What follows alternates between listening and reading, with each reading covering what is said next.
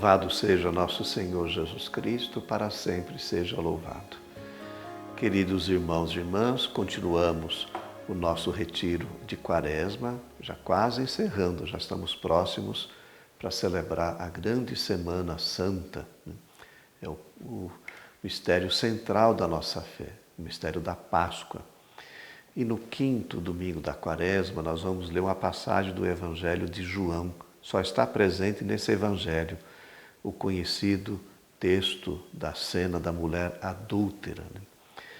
Não sabemos direito onde Jesus estava, provavelmente no templo, e os mestres da lei e os fariseus queriam pegar Jesus em contradição e apresentam a ele uma mulher que tinha sido surpreendida cometendo adultério. É interessante que é só a mulher, o homem não aparece aí na cena, né?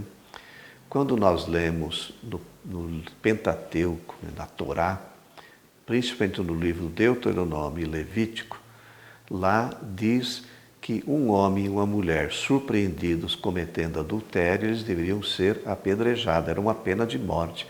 Não é só essa lei que previa a morte, outras também, mas essa previa a morte, né? Então, a mulher já tinha a sua sentença decretada. E o texto fala, então, que eles queriam pegar Jesus em contradição. Porque se Jesus ele fosse contrário, né, a essa punição da mulher, ele estaria negando a Torá, negando a lei. Então, ele poderia ser condenado. Se ele fosse favorável, ele nem podia fazer isso, porque tinha que passar pela lei romana, né? Qualquer pessoa em público que fosse condenada tinha que passar também pela lei romana. Então não podia decretar a morte de alguém, né? E também Jesus estaria negando a sua compaixão, o amor que ele tinha para com as pessoas. O texto fala que Jesus ele começou a escrever no chão. Nós não sabemos o que ele estava escrevendo. Tem várias interpretações desse gesto de Jesus. E na insistência das autoridades, ele diz uma coisa muito, muito importante, né? Que acabou desarmando escribas e fariseus.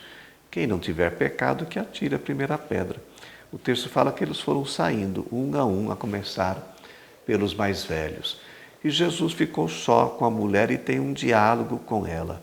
Ninguém te condenou, eu também não te condeno. Vai em paz e não peques mais. Jesus, como ele ficou sozinho, também ele não poderia condenar a mulher, porque tinha que ter testemunha, né? E também iria ferir a sua prática de misericórdia. Olha, veja bem, o que essa cena revela para nós? Que o Pai é misericordioso, que Jesus é misericordioso, que Deus perdoa qualquer pecado. Mas Jesus, ele não passou a mão na cabeça da mulher também não, né? Ele pediu a ela um compromisso. Você vai e não peques mais. Pediu a ela a conversão. Houve uma acolhida, né, muito importante de uma pessoa que precisava experimentar também a misericórdia de Deus, né? E também pede para ela, então, esse compromisso. Vai e não peques mais. Esta cena da mulher adúltera, dentro desse contexto da Quaresma, nos leva a celebrar também a nossa penitência, a nossa reconciliação, o perdão dos nossos pecados. Isso pode acontecer no sacramento que a igreja tem. Jesus delegou à igreja, deu as chaves da misericórdia do perdão para Pedro, para a igreja, e nós celebramos esse sacramento, mas também nós fazemos uma experiência de perdão e de misericórdia na missa, nas obras de misericórdia, mas de modo particular no sacramento do perdão. A vida ensina, irmãos, que nós falhamos, nós erramos, nós nos desviamos do caminho e nós necessitamos de um arrependimento, de uma contrição sincera. Nós precisamos retornar à casa do Pai, precisamos fazer essa experiência do perdão. Paulo, na carta aos Colossenses, ele diz assim, que Deus nos livrou do poder das trevas, transferindo-nos para o reino do seu Filho, no qual nós temos a redenção, o perdão dos pecados, e celebramos esta graça. É bom lembrar que a consciência do pecado não é uma experiência negativa, mas ela nasce dessa contemplação da paixão do Senhor, que tantos santos fizeram essa experiência, do amor de Deus. Eu sei que eu vou me confessar porque eu cometi uma falha, cometi um pecado, né? Então, é essa motivação que eu tenho. Mas a motivação positiva e que me consola mais é considerar que, apesar de eu cometer um pecado, Deus continua me amando e eu preciso celebrar essa reconciliação.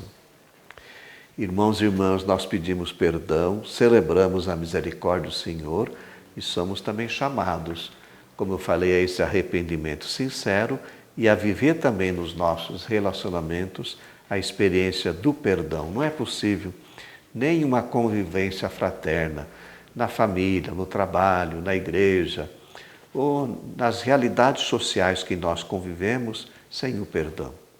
É este o remédio para curar as feridas do nosso coração. E é um atributo dos fortes, viu? E a condenação dos fracos só não perdoa quem é fraco, né? Quem é forte perdoa porque você sabe que ali ele vai encontrar também a sua libertação. Eu queria fazer para vocês uma referência da segunda leitura da carta de Paulo aos Filipenses, né? Paulo partilha um pouquinho a sua experiência, a sua história, as boas credenciais que ele tinha, né? Mas ele considera tudo isso como perda diante da grande graça de conhecer Jesus, né? É a graça da fé, da acolhida do batismo, que nos leva a compartilhar a ressurreição. Esta é a boa nova, né? Jesus é o nosso tesouro. Tudo aquilo que nós temos tem o seu valor, mas nenhum bem nós podemos encontrar fora de Deus, fora da sua graça. E Jesus é que nos revela isso. É o nosso grande tesouro que nós estamos caminhando com Ele e vamos celebrar de modo pleno essa comunhão no mistério da Páscoa. Que a bênção do Deus Todo-Poderoso, Ele que é Pai, Filho e Espírito Santo, desça sobre vós e permaneça para sempre. Amém.